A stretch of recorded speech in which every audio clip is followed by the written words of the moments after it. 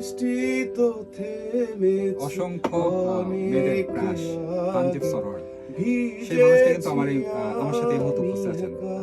তানজিব ভাই, আপনার গান শুনবো নাকি আপনার সাথে কথা বলবো জানি না, তবে এই গানটি কিন্তু আমি নিজেও আমার খুবই ফেভারিট। অসংখ্য নারী আপনার ভক্ত, এই গানটির জন্যই মনে হয় সম্ভবত, কি মনে হয়? এটা তো প্রথম ভালোবাসা, প্রথম গান, এটা দিয়ে আসলে মানে আমার যাত্রা শুরু। সো এটার প্রতি আমার নিজের একটা উইক পয়েন্ট আছে। অনেকেরই অনেক আবেগ এই গানটার সাথে জড়িত এখন পর্যন্ত। 2026-এ 2011 সালে রিলিজ, এখন 26, প্রায় অনেক বছর, এক যুগের বেশি। আমার একটু জানা ইচ্ছে যে ছ্যাঁকা খেলে আসলে কি করা উচিত? ছেঁকা খেলে যেমন মানে আমি তো ছেঁকাটাকে খাই না জীবনে, কারণ আমি প্রেমিক টাইপের ছেলে ছিলাম না আর কি কখনোই।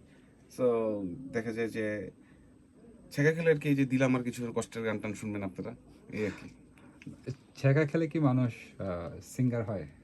আমার আমার এক্সপিরিয়েন্স এটা না, অনেকে আছে এরকম হইতে পারে, অনেক ব্যথা পাইছে, কষ্ট পাইছে এখান থেকে গান। আমি গানটা হচ্ছে গিয়ে আমার আর্ট হিসাবে আমার কাছে আসছে আর কি।